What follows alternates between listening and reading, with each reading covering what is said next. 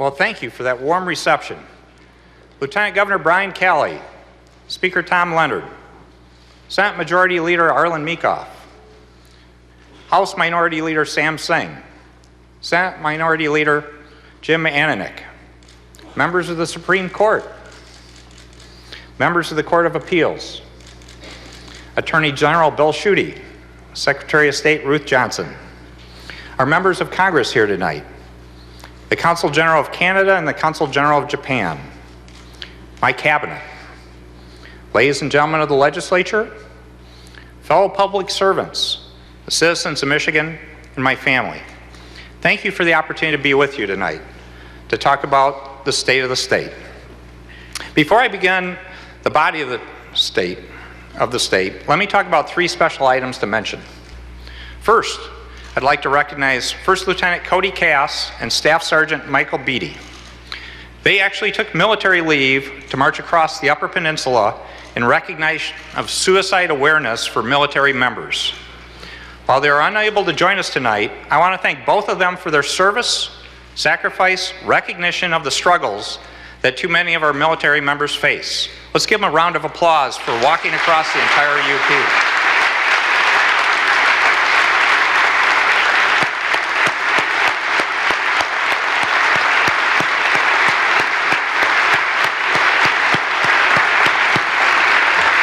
Thank you. And now I'd ask anyone that's in the military, anyone in law enforcement, any first responder to please stand.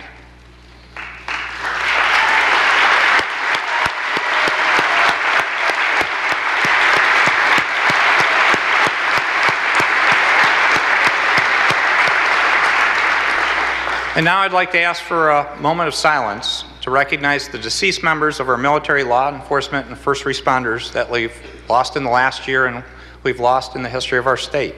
Thank you.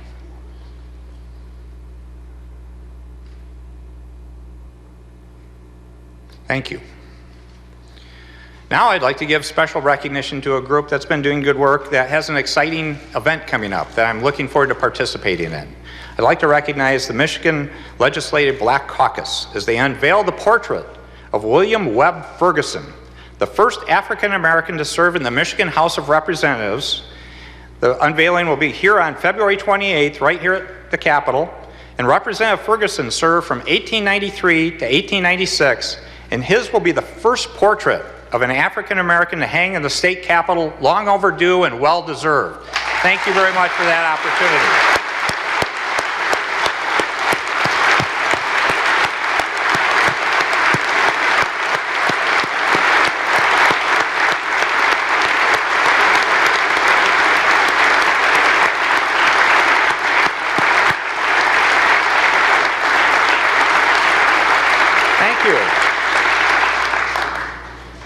Now, let's start with a look back at what we've done over these years, the incredible comeback of Michigan. To begin with, sometimes you're going to hear it from me, but it's good to hear it from a third party. So let me start with the Wall Street Journal and two articles they wrote, and to show the contrast in our state over the last decade. Now, on October 20th, 2009, the Wall Street Journal ran an article entitled "The State of Joblessness." And it refer to the second sentence. What does it say? Here's some free budget balancing advice. Steer clear of Michigan model. The Wolverine state is once again set to run out of money, and it's once again poised to raise taxes, even as jobs and businesses disappear. 2009. Now, let's talk about a Wall Street Journal article from September 25th, 2017, entitled "The Michigan Comeback Story."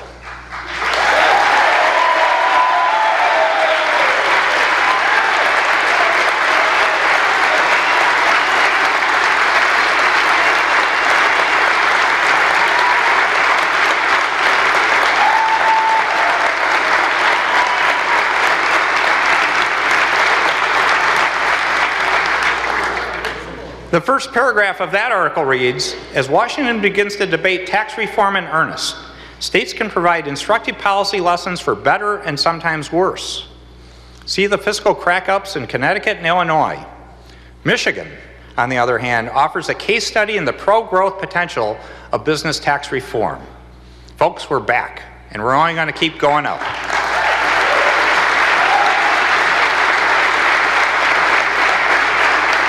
And let me give you some measures of that success. I'll walk through these fairly quickly, but I think it's important we recognize what we've done. And when I say we, what we have all done as Michiganders.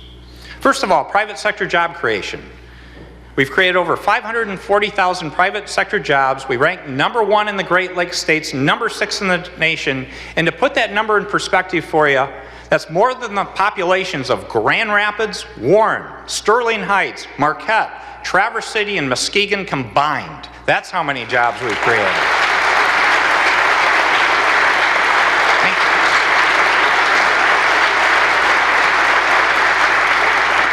And we as government don't create the jobs, we create the environment for success. So let me mention some of the industrial things happening in these major industries in our state.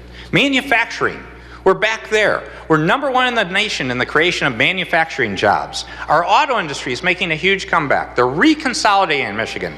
To give you one statistic that should stick with you, 76% of all the research and development in the U.S. auto industry happens right here in Michigan. We dominate that field, and we're going to keep that leadership.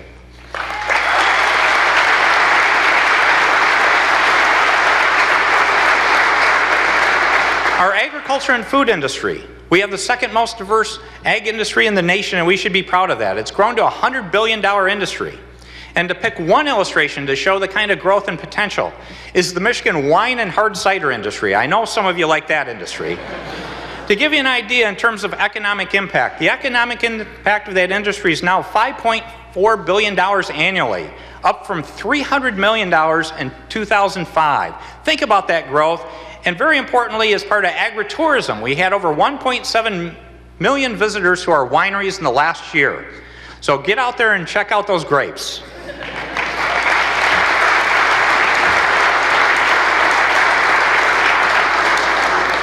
Tourism, transitioning right into that. We've been setting records over the last several years. It's been extremely exciting. And we have events that are drawing national attention. Two I would highlight, though, is the UP 200 dog sled race in Marquette and the Ice Fest in Munising. These are awesome events. Sue and I both had the opportunity, pleasure, and had a blast at these events last year. I encourage you to go up north and hit it the weekend of February 14th through the 19th to hit these festivals. Check them out. Per capita income growth. This talks about the wealth of all of us in terms of how well we've done, in terms of more earnings and more opportunity to help our families. From 2010 through the first 3 quarters of 2017, Michigan's per capita personal income grew 28%. To put that in context, that ranks us #1 for rate of growth in the Great Lakes states, again, #6 in the entire nation. And to put it in perspective, that works out over $10,000 per Michigander in terms of the amount of increase in just 7 years. We have more work to be done, but we're heading back in a positive fashion on that front. And now something near and dear to my heart and to many of your hearts. One of my top priorities was to reunite families that were separated because of a poor economy and poor decisions and had to leave the state of Michigan. Last year, for the first time since the turn of the century, more people came into Michigan than left Michigan.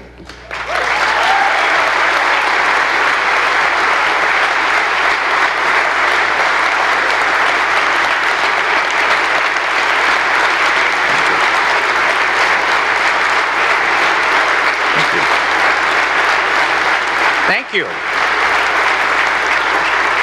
We are actually the #1 state in the Great Lakes region for net inbound people with bachelor's degrees. You used to hear about Chicago and Illinois, now it's Detroit and Michigan, and we're staying on the gas.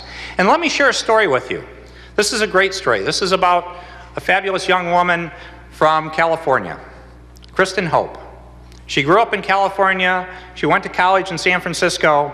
She could have gone to Silicon Valley, stayed in California, and established a career there. But she wanted to do something different with her life, and it led her to Detroit a couple years ago. She's fallen in love with the city, and has been part of its resurgence. She's in a new industry called FinTech, the financial technology industry, downtown. And she actually has a 5-year plan for herself and for the future of the city that she wants to be part of. And she's encouraging her friends and her family back in California to come to Michigan. Kristen's here with us tonight. Kristen, would you please stand up and be recognized?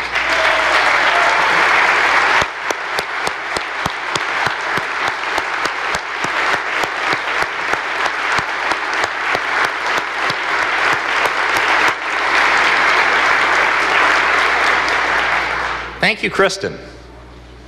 Now on to education. I want to talk about some of the focused initiatives we've done that will truly make a long-term difference to the young people of our state. These don't happen overnight, but making a commitment to these programs, they will make a huge difference to our children's future. And let me begin with a program I'm very proud we did back in 2014 and 2015, the Great Start Readiness Program for preschool. We made the largest new investment in preschool in the entire nation.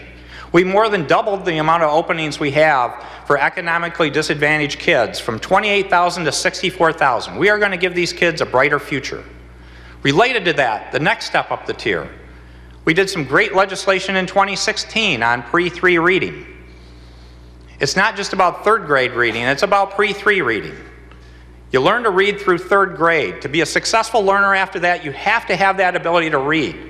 We did legislation, we're putting resources behind it to do great work to help these kids make sure we have everyone in Michigan reading well by third grade.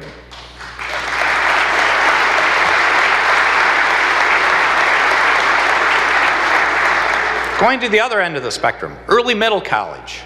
In 2011, we had 12 early middle college programs in our state. 12. In 2017, we have 136. We've tripled the number of college classes completed in high school from 23,000 back in 2010 to over 85,000 in 2016. Why is this important? This gives our high schoolers exciting challenges to work on, to challenge them, to give them new things to think about, to give them a head start on college. Many of these young people have an opportunity to complete an entire year of college credits before they leave high school.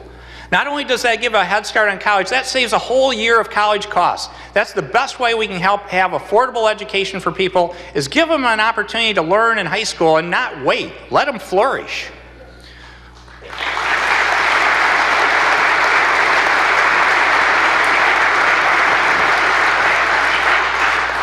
A top priority I've had for years is career tech education.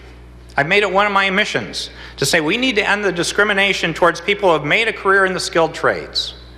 These are good jobs held by good people who live in good communities throughout Michigan. Your work makes the American economy work. We respect you and we applaud every professional trade and skilled trade person out there. And we need to do more to support them and get more young people interested in having these great, outstanding careers. And we've taken steps to make that happen.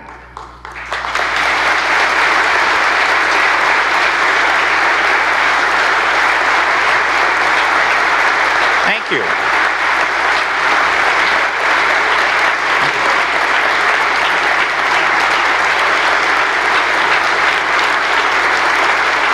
Thank you.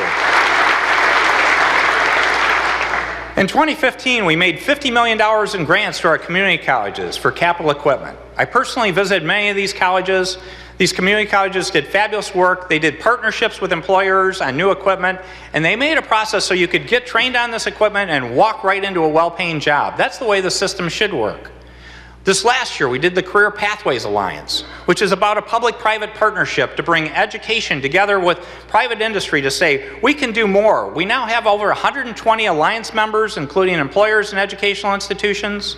I want to give a big shout out to the leadership of that alliance, and that's our state superintendent, Brian Whiston, and our TED director, Roger Curtis.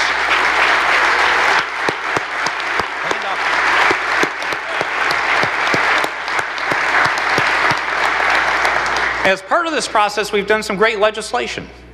We've done important policy changes, including the creation of a career exploration course, teacher development, and an opportunity for teachers to get in with private employers and get credit for those experiences. That's just the first stage. We have more coming. But that was with great legislative support, and I want to give a shout out to several representatives. I want to thank Representative Colley, Aller, Rendon, and Alexander. Stand up, the four of you, and let's give you a shout out for your good work.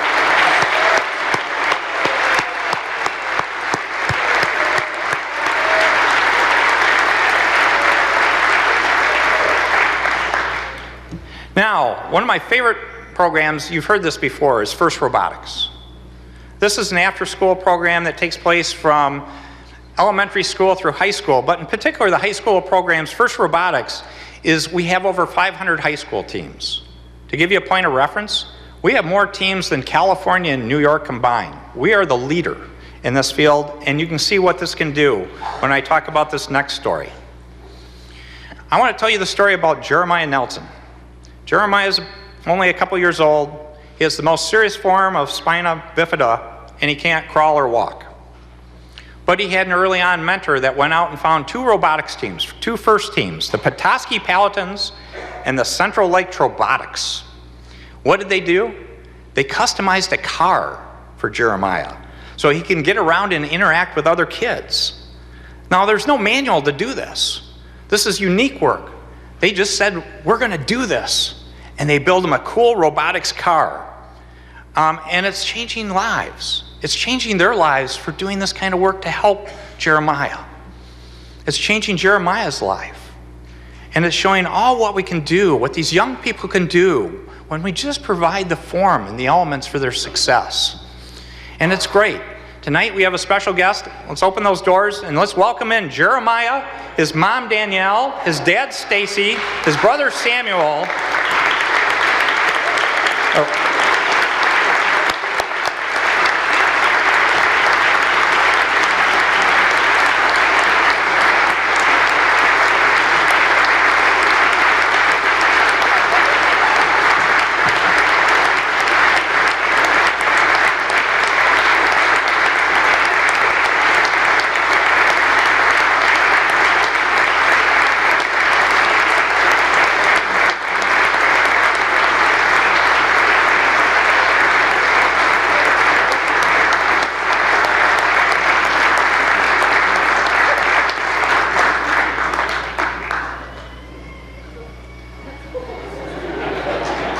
Those are some cool wheels we got there for Jeremiah.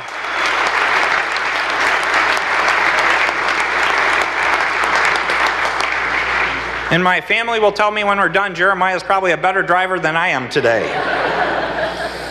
I'd also like to recognize some people on the balcony, though, that helped make that happen. Not only did we have Jeremiah's family with us, we had Jason Chrome from Bear River Electrics, the mentor for the team, and Paige Smith and Matt Carey, two team members. So if you could stand and we could recognize you.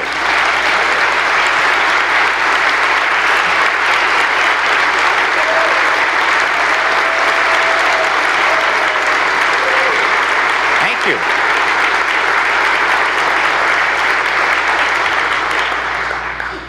Now moving on to infrastructure. In our nation, we've consistently underinvested in our infrastructure. Why? Because it's not an exciting topic, and much of it's hidden from view. In Michigan, we've taken action to do better, because infrastructure is critical to the quality of our life and our economic well-being.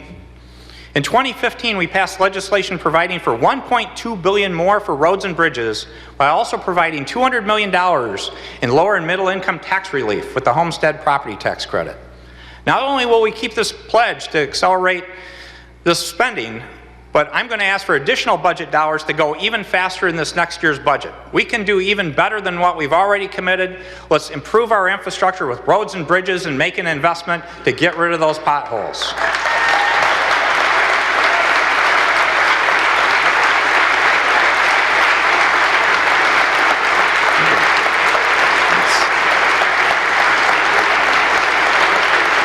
Thank you. But it's just not about spending money, it's doing things smarter, and I want to share a couple of illustrations. We have an integrated asset management pilot going on for infrastructure between the Grand Rapids and Detroit regions, and it's shown great partnership. And I want to thank both communities for showing two sides of the state can do wonderful things when we put you together. Other things, though, to share in terms of smart corridors. If you've ever been on US 23, you knew what a mess that was. 3 hours southbound in the morning, that's jammed up, 3 hours in the evening going northbound. We did an analysis to say, how do you solve this 3 hour each way problem, a 6 hour a day problem? Well, the normal answer was a 24-hour solution. Let's build another lane each way. Well, what does that cost? It costs $400 million to do a 24-hour solution, the standard solution you'd think of. We put on our thinking caps. I need to thank MDOT and a lot of smart people, including the federal highway people. They came up to say, let's use the shoulder. Let's make it a smart highway. Let's make it a flex route that not only will be helpful now, but we can use it in the future with autonomous and connected vehicles. That cost $90 million. We saved over $300 million to solve a problem instead of just following the same old model. Another one is, thank you.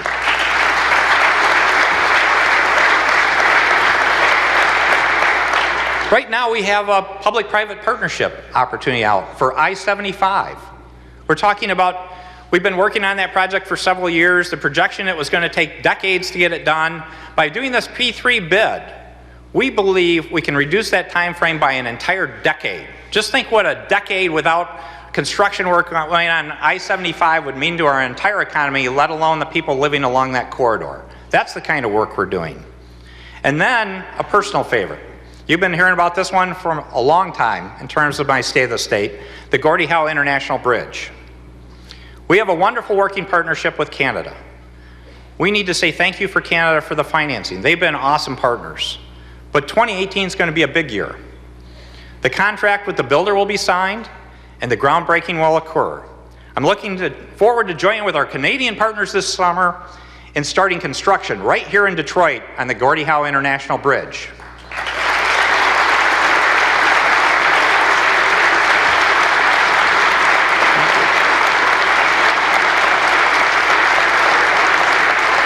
Thank you.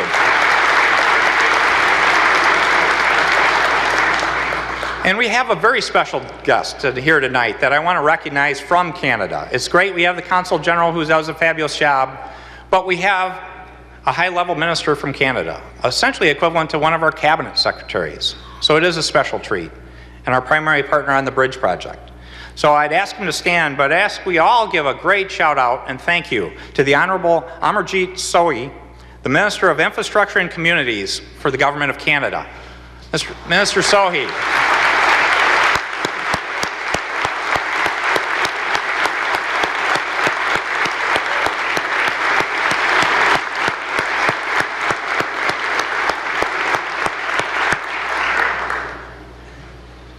We had a great meeting earlier. We're comparing steel-toe boot sizes and hard hats so we can be all set for the summer. Our communities, let me talk about that and the impact there. In the last few years, we've made a tremendous improvement there. And the thing in our communities that means most to most individuals are their homes. The greatest asset people have that's not a family member or a relative in some fashion. How have we done in home prices in Michigan over the last few years? The average Michigan home sells for 73% more than in 2010. That's an increase of almost $78,000 in the average home of Michigan. That's a great step forward in showing that we are coming back and we're on the right path to support our families in terms of home ownership. Our communities are doing well though, particularly our big cities. I want to mention two in particular. Detroit's transformation has been incredible. Remember what Detroit was like 10 years ago, or you may not want to. The progress has been incredible and it's been about all of us working together. If you look just this last year, the Little Caesars Arena opened. The skyline's going to be transformed. The tallest building between Chicago and New York is going to be going up on the former Hudson site. That's tremendously exciting. And I want to give a shout out to our legislators, Senator Horn and Stamas, for their work on the Thrive and Good Jobs package. Thank you for your work in making that happen.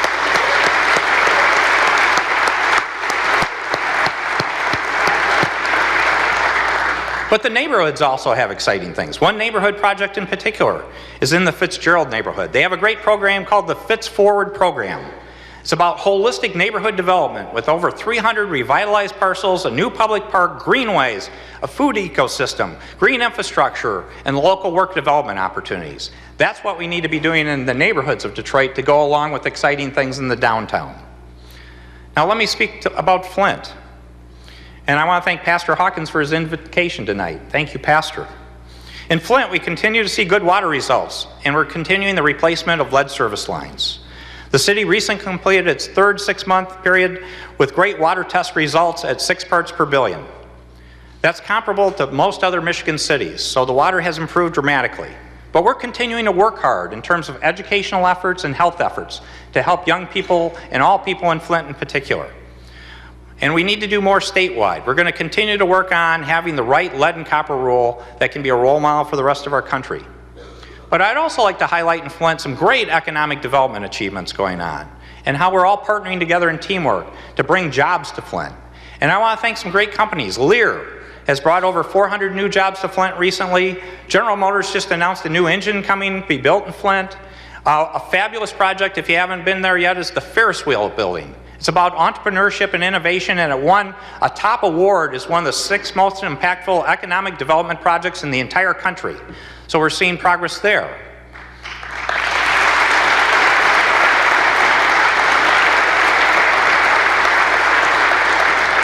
We talk about our big cities a lot, but we have some awesome smaller communities, and I want to give them a shout out too. We created a program called Rising Tide, 10 communities in the 10 regions to help them get on their feet, to do exciting things, to help them help themselves, and it's working. We've had 2 recent graduates. Charlotte and River Rouge are doing incredible things. Through this program, we're seeing revitalized downtowns, including renovations and rehabs, new businesses, positive attitude and culture, exciting things going on. So tonight, I'd ask we recognize 3 mayors. We have the honor of having Mayor Duggan from Detroit, Mayor Weaver from Flint, and Mayor Lewis from Charlotte with us. This shows how partnerships can deliver results, and it's not about partisanship. So I'd ask all 3 mayors to rise and be recognized for your good work and partnership.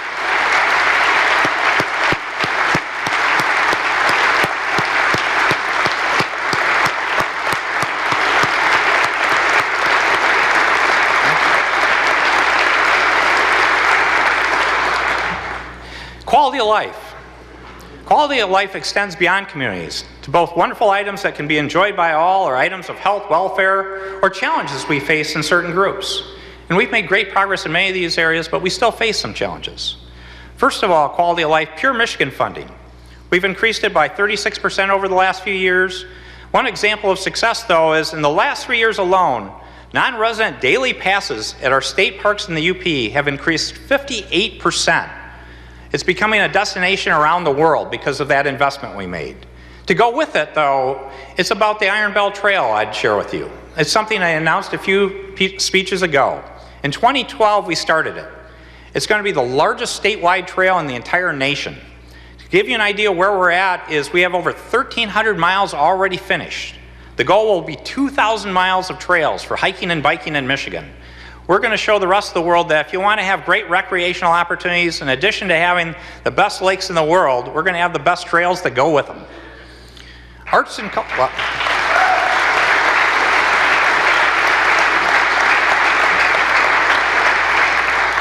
an often overlooked item, arts and culture, though. We've invested in that. We've increased our funding for arts and culture nearly 5-fold since 2010. We have world-class assets, the DIA, the DSO, and this summer in northern Michigan, we're going to have the opening of the Great Lakes Center for Performing Arts. So we're looking to bring arts and culture to all corners of Michigan.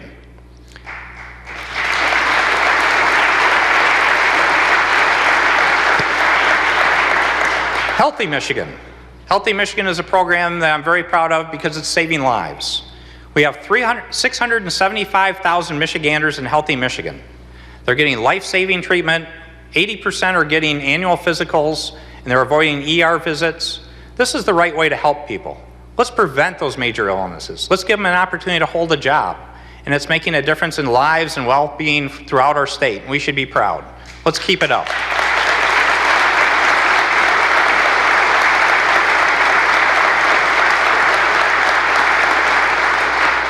On the other hand, we have a crisis, an opioid crisis in our state. It's developed over the past decade involving the abuse of these drugs.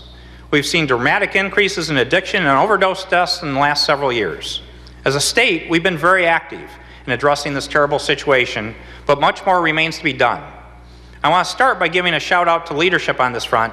Lieutenant Governor Brian Calley has been a leader on the task force, and he recently signed some legislation that will make a difference.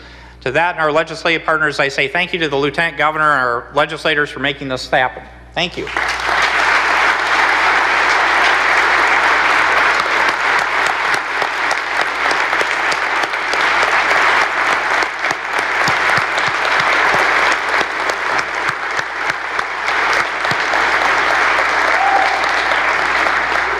I want to mention a great program going on this topic. It's called the Angel Program, and it was started by 2 individuals who are not here tonight, but I do want to recognize them. Lieutenant Rob LaMarche of the Escanaba Department of Public Safety and Delta County Prosecutor Phil Strom.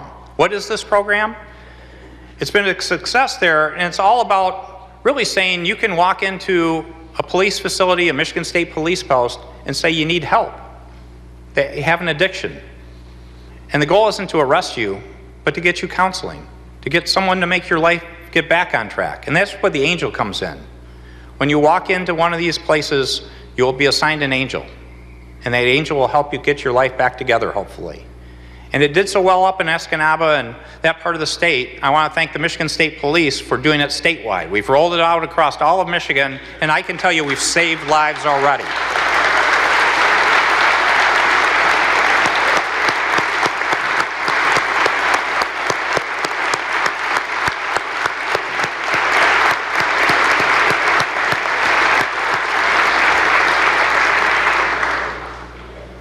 A second terrible problem is campus sexual assault. And I want to recognize the First Lady, Sue, and a wonderful group, bipartisan group of legislators for their national leadership regarding prevention on this topic. Since 2015, we've made $1.6 million on grant fundings to college campuses. And what are these grants doing? They're helping educate men and women on how to prevent assaults, how to provide support when it does happen, and how to help survivors with the healing process. We need to keep that up. But I'd also add a special note tonight. Let us also apply a similar commitment in the Nassar case and reach out and support the courageous survivors, ensure that cases like this never happen again.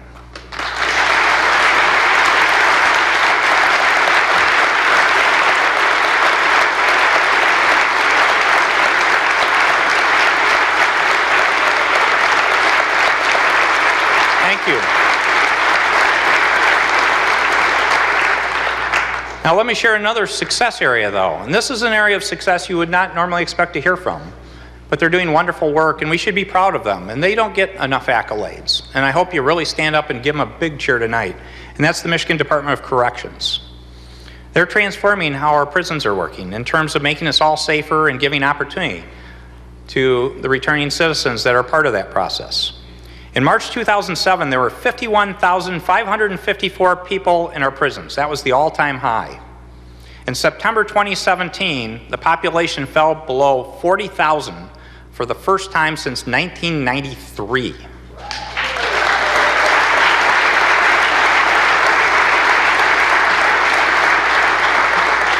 And how do you do things like this? One of the most positive national initiatives in corrections is right here in Michigan. It's called the Vocational Village. It began in Ionia in 2016. It expanded to Jackson. We have further plans to expand. It provides our returning citizens the opportunity to give skills for a great career. It's a win for all of us. The Vocational Village needs employer partners. So I'm encouraging any private employer or any employer out there to join this program. I want to recognize the Grand Rapids area in particular in West Michigan. They have over 20 local employers that have partnered with the Vocational Village already and are helping ex-offenders directly from prison. And I want to share with you a story. One graduate is Salvador Gutierrez. He was in prison for drug crimes. He enrolled in the Vocational Village in Ionia and completed all 4 tiers of a computerized machining course. He earned 4 nationally recognized certificates. When he finished the program, he just didn't stop. He became a tutor and mentor for new students. He's out now. He's successfully employed at Transmatic in Holland and doing great. And Salvador is with us tonight. Salvador, please stand up and let us recognize you on your success.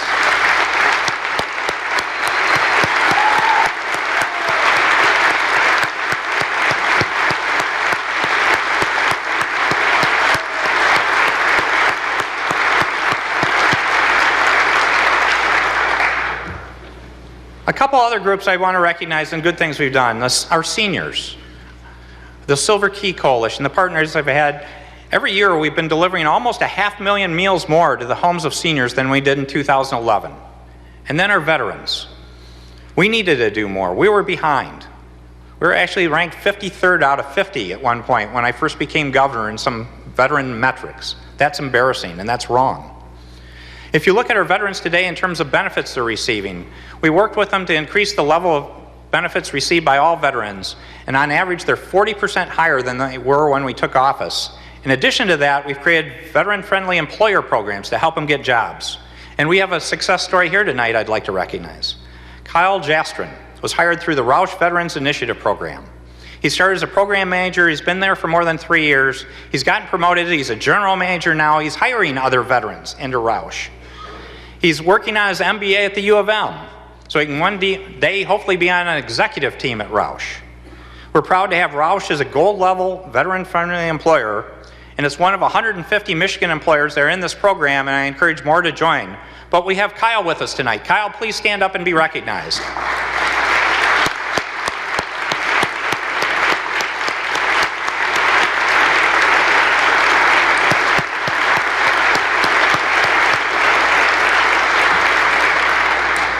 The last time on the look back is finally we did all the above in a fiscally responsible fashion. We completed structurally sound balanced budgets, and very importantly, we addressed long-term debt issues that had gone on for years without proper attention. I want to thank the great work going on for retirement reforms in 2012 and 2017. We reduced our long-term debt, our unfunded liabilities, by over $20 billion. And we put a payment plan in place to say we can move forward to make sure these retirees get their benefits they deserve, and at the same time not leave future generations in debt because of past decisions. That's the kind of effort we're doing, and we should be proud of that. Not only while we were doing this, we've increased our rainy day fund from when I started office of $2 million to almost $900 million today. That's fiscal responsibility, folks.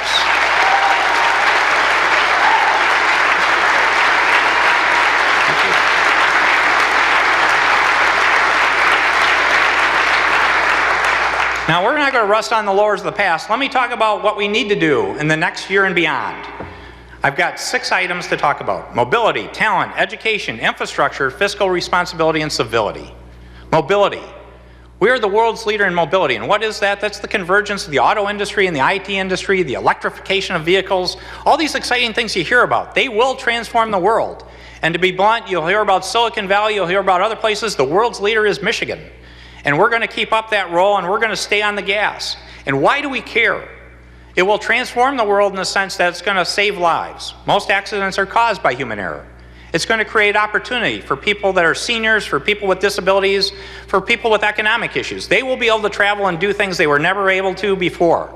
It's about efficiency, using our infrastructure smarter and better. Instead of spending more, let's use what we got in a smarter, wiser fashion. Now, these are all wonderful things, but there are challenges. We will see job categories disappear with these changes. And we need to be thinking about how we help people in those categories prepare for that next career proactively. We are going to lead, though, and we've done many great activities. We did M-City at the University of Michigan. We have the Council of Future Mobility. We have the Planet M initiative. We had the best legislative package in the country passed in 2016, and I want to give a shout out to Senator Mike Cowell for his great work on that package.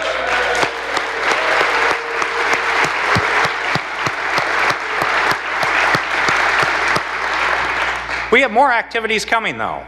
We've got the grand opening of the American Center of Mobility coming, and we've got one of the largest meetings on this topic coming in June to Detroit. It's going to be exciting.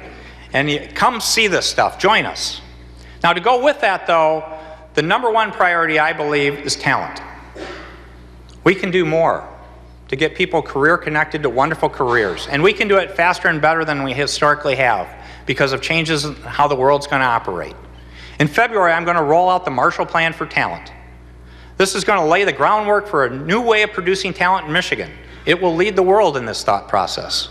It's going to prepare Michigan students to invent the future, to be ready for what comes next, and break down the walls that have traditionally existed between educational institutions and businesses. This is about public-private partnership working together. We learned some things from the Amazon headquarters proposal that we can do better. We already spotted that, we were working it then, and we're going to keep working hard, tying back into the Career Pathways Initiative. Tonight is a call for all schools, businesses, universities, communities, everyone out there involved in this to say we can do things better, differently, and in teamwork. And we need to step up and do that. So I ask you to look forward to this announcement. It can make a dramatic difference in not hundreds of Michiganders or thousands, but tens of thousands of Michiganders' lives, and getting them faster and better to well-paying jobs with less school debt, more efficient and effective, and let's ramp up this program, let's get it done and show the world we're leading this path.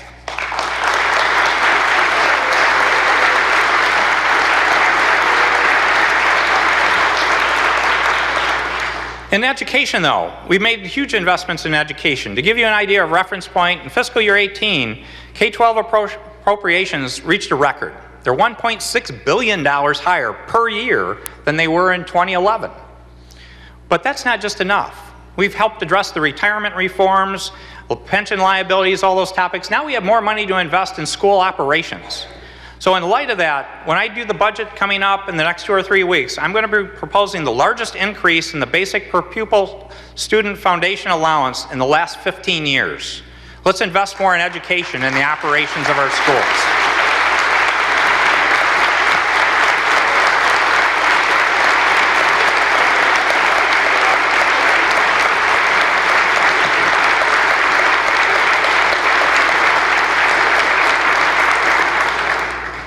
The Career Pathways Alliance, I already spoke about, but there's more work to be done, and I encourage the legislators to pass the other parts of the package. They will make a difference. Also, I believe we need an A to F grading system for our schools, and I ask our legislators to partner with me on that. Now, a fun one. In April 25th to 28th, we're going to have the World's Championships for FIRST Robotics right here in Michigan, and I encourage you all to go. It will be rocking. It's a rock concert for nerds, so I'm looking forward to that one.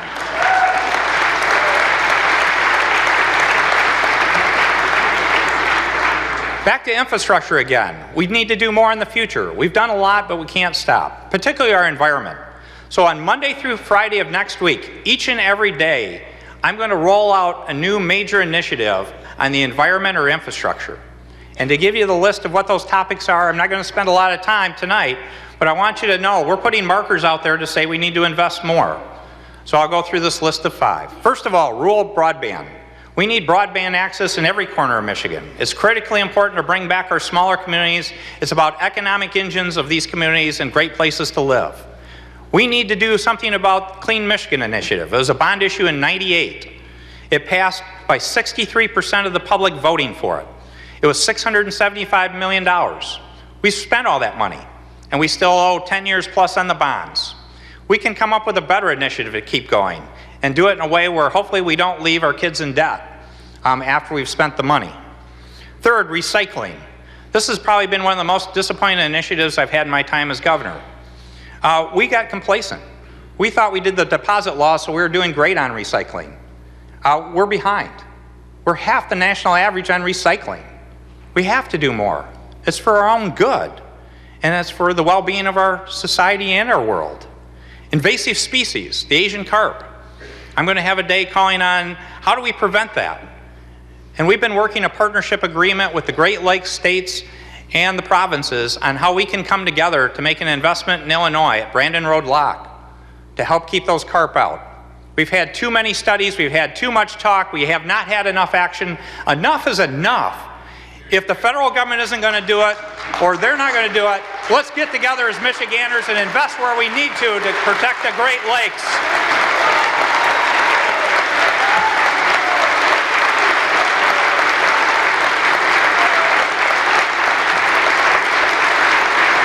Thank you.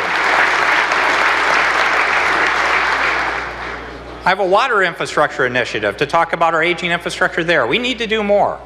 We have too many cases where we've had major breaks in Metro Detroit. We've got pollution showing up in our lakes and rivers coming out of sewer systems. More needs to be done. So each of these details will come out on each day next week, so stay tuned. Another topic, though, I do want to share is PFAS. And PFAS is a series of chemical compounds. Many of you have heard it, many of you may not have. It's an emerging contaminant that's creating a lot of issues, but it was with us for years. It was non-stick cooking surfaces, it was firefighting foam. It was used in many different places. But we need to do something now to step up and understand it has negative impacts on our health. So in Michigan, we're taking leadership on that. We're partnering with the federal government, with local authorities to hold those accountable that help create the contamination. We're establishing standards in our state. We're leading the nation on that. We're going to continue moving forward, and we need to do more on this topic. And this will not be the only contaminant we're going to face in our world. So let's be proactive. Let's not be reactive. Let's not create panic, but do it in a thoughtful fashion where we go out and solve the problem. So I encourage you to continue to watch and work with us and speak up on how we can be a leader in this nation on dealing with problems like PFAS. Now let me talk about fiscally responsible government for a minute. I mentioned it already, but being fiscally responsible is more than just balancing budgets. It's not just thinking about us today, but how our children and our future generations. We need to think of how we act in our own families. Think of this. In our families, we don't go out and spend money on ourselves as parents to buy something nice for ourselves or to go spend money on something and go home and hand the bill to our kids. That's just flat out wrong, isn't it? Well, we have a broken culture in our political world where it's okay to say we can spend money or we can cut taxes and do that now for short-term benefit and leave the bill for the kids that are beyond. I don't think that's right either. If we're going to do something, let's make sure we're paying for it. Because one of the things we don't think up often enough in this political world is not just the consequences on us today, but shouldn't we always be asking the question, how do we make it so future generations are better off, not worse off, because of debt we burdened them with? And let's approach government that way.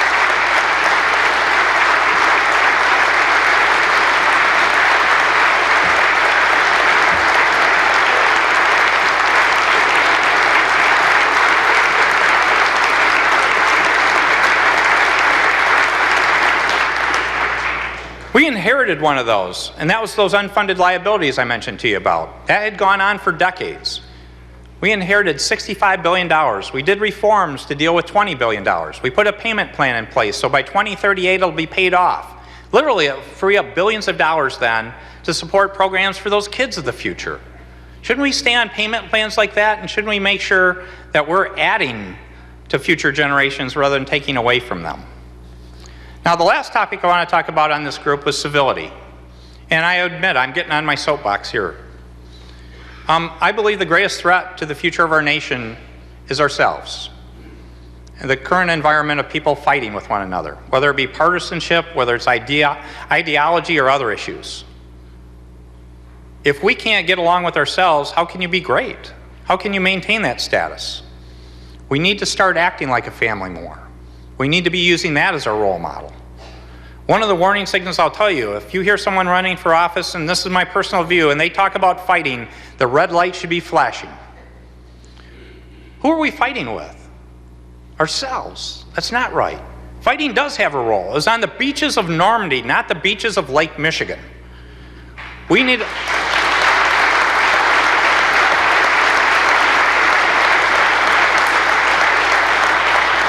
We have proven in Michigan by relentless positive action, by working together, by not working about these issues, we have solved problems and we have exceeded the rate of economic growth, improvements in quality of life, so many different fields in this state because we haven't just fallen in the same old trap Washington has and too many other places in our country has.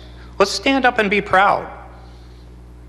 We may be alone for a long time on this one, but isn't the right answer? Aren't we one giant family?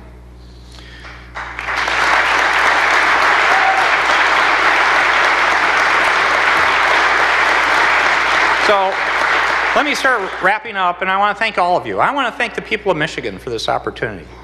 All the groups, the organizations that partnered with me in doing so many initiatives, the legislators, thank you so much for your partnership and your friendship. It means a lot to me. I want to thank my team, the 47,000 people in state government, and the cabinet members, and all of us that have been partners in so many different ways, doing so many different things, and in particular, I want to thank my family for putting up with me. Let me share a story, though, and some thoughts. In January 2009, Sue and I went out to dinner for our Friday night date at our favorite restaurant. You can imagine how exciting a date I am as a nerd. I got on a roll and started talking about what a mess our state was in. Remember, January 2009. The discussion then turned to careers and the future for our children, and about how they might be forced to leave Michigan because they may not have an opportunity. I expressed how dramatically I thought our government needed to change, and our state. It wasn't about fixing Michigan, it was about reinventing Michigan. You've heard me say that many times. Fixing was not good enough. We needed to reinvent things. Sue, to her credit, she called me out. She said we should talk about you running for governor. We talked about a 10-year plan, 2 years running and 8 years as governor. If I was fortunate enough to have the honor of getting elected, with reinvention being the goal. During this period, we've had huge ups and downs. It hasn't been a straight line. But overall, there's no question that Michigan is a far better state today than 2010.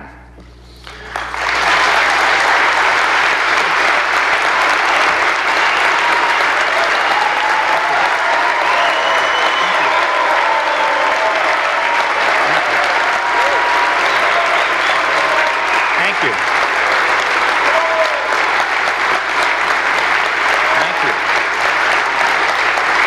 Thank you.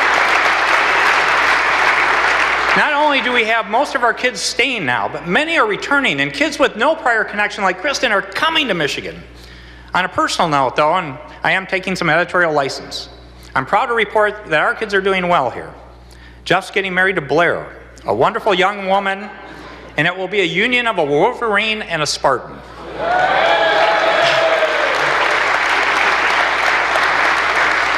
Melissa has bought a starter home, has a great boyfriend, and just got a cute dog. Our extra child, our non-biological child, Zach, has a great position with a Michigan company that's a world leader in cybersecurity. And Kelsey is a senior in college. Last semester, Kels, time to look for that job. Now, I'd ask you to just take a moment, though, and I encourage each of you to take a moment to think about young people in your life that are now enjoying the opportunity to have an exciting life in Michigan. Just stop and pause for a moment and think about those young people you know that have an opportunity now that might not have before.